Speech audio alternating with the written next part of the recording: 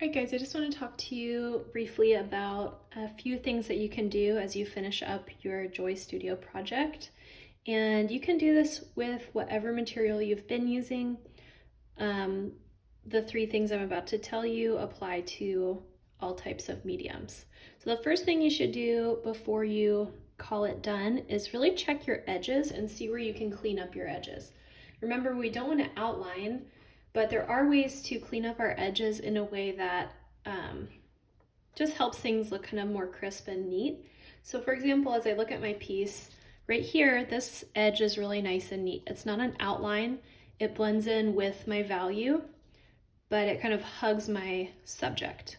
Up here, things are kind of a little more loose, and I want to bring those lines into my drawing. So to do that, I'm going to meet those lines and kind of hug them in.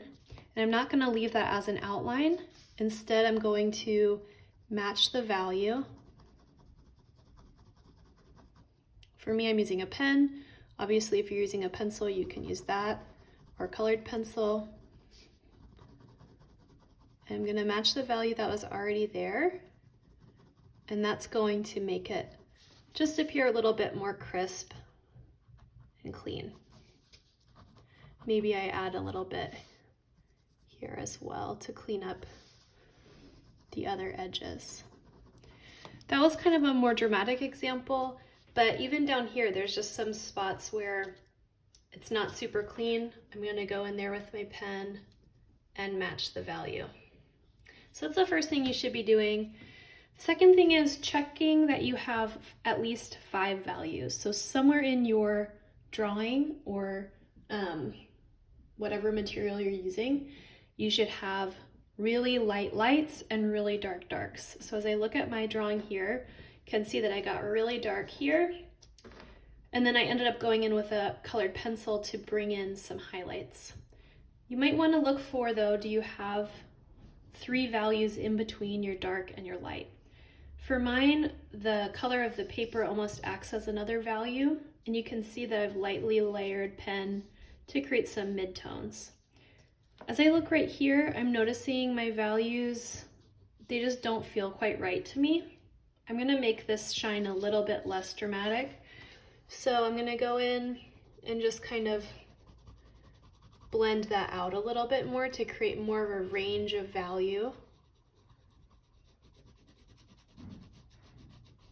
in that area.